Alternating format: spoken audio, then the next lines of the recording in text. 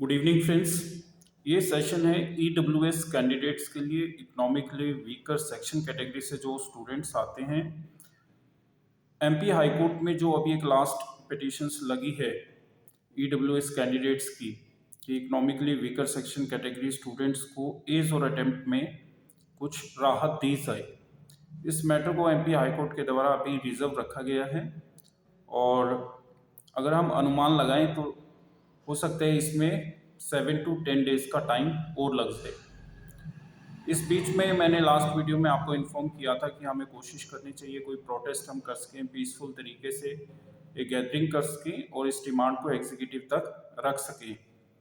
और इसी संदर्भ में एक शेड्यूल भी किया गया था, एक शेड्यूल रखा गया था प्रोटेस्ट का, मगर वो प्रोटेस्ट नहीं हुई है 1 मार्च को।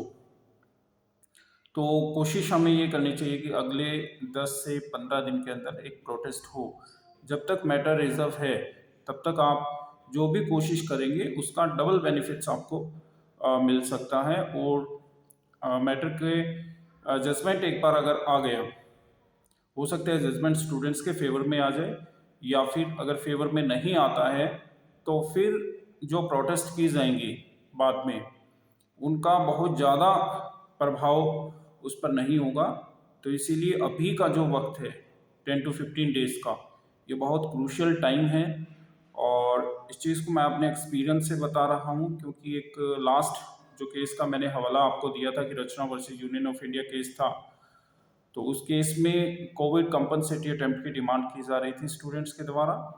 और जब तक मैटर रिजर्व रखा गया तब तक स्टूडेंट्स के द्वारा कोई धरना नहीं हुआ, कोई प्रोटेस्ट नहीं हुआ, और उसके बाद भी काफ़ी दिन तक कोई प्रोटेस्ट नहीं की गई।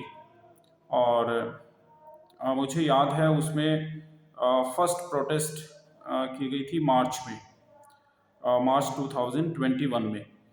तो काफ़ी समय बीतने के बाद ये सब हुआ, तो उसका जो है खामियाजा कई बार कहते हैं कि स्टूडेंट्स को फेस करना पड़ता है। और अभी तक भी वो कोविड कंपनसेटरी अटेम्प्ट की डिमांड जो है वो जो कि त्यों है, मतलब इसमें सरकार ने कोई भी किसी तरीके से स्टैंड नहीं लिया। और जो ईडब्ल्यूएस कैटेगरी कैंडिडेट्स की अगर हम बात करें, ये जो एस और अटेम्प्ट की डिमांड स्टूडेंट्स के द्वारा रखी गई है, ये भी बहुत ही जो है वाजिब डिमांड है और इसे सरकार को मान लेना चाहिए, क्योंकि ये जो ओवरऑल रिजर्वेशन मिला हुआ है ईडब्ल्यूएस कैंडिडेट्स को, तो उसमें प्योर 100% रिलैक्सेशन होना चाहिए। जिस तरीके से ओबीसी कैंडिडेट्स को ट्रीट किया जाता है या फिर एससी एसटी के कैंडिडेट्स को ट्रीट किया जाता है, तो इसी तरीके से अगर ईडब्ल्यूएस कैटेगरी में रिजर्वेशन है तो फिर उनको भी कहीं ना कहीं कोई छूट का प्रावधान इसमें बनाना चाहिए, और तभी जा कर के उनको ईडब्ल्यूएस कैटेगरी कैंडिडेट्स को कोई इसका लाभ पहुंच मिलेगा। अभी हमारी कोशिश ये रहेगी कि अगले 10 से 15 दिन में हम लोग ज़्यादा से ज़्यादा स्टूडेंट्स तक अपनी बात को पहुंचाएं और उन्हें एक प्लेटफॉर्म पर लेकर आने की जो हमारी कोशिश है।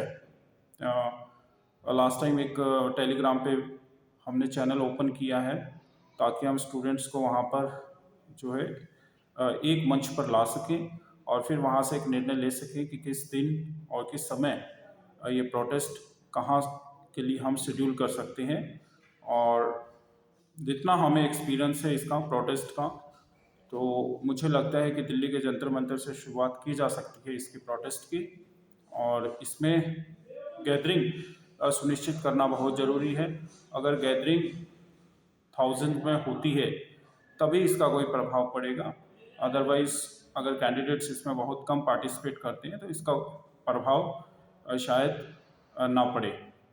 तो अभी जो टेलीग्राम ग्रुप हमने बनाया उसमें अप्रॉक्स 400 के आसपास स्टूडेंट्स हैं, 350 के अप्रॉक्स। तो कोशिश यही है कि सभी स्टूडेंट्स, चाहे वो किसी भी कॉम्पिटिटिव एग्ज़ाम्स की तैयारी कर रहे हों या उनकी एज और अटेम्प्ट सीमा निकल चुकी हो, तो वो इस प्लेटफॉर्म से जुड़े। और कोशिश करनी चाहिए हमें कि ईडब्ल्यूएस कैटेगरी कैंडिडेट्स को भी सरकार इसमें कोई ठोस कदम उठाकर इन स्टूडेंट्स की जो वाजिब डिमांड है उसे पूरा करने का काम करे। और ये प्रोटेस्ट अभी 10 to 15 डेज़ में हमें शेड्यूल करना होगा।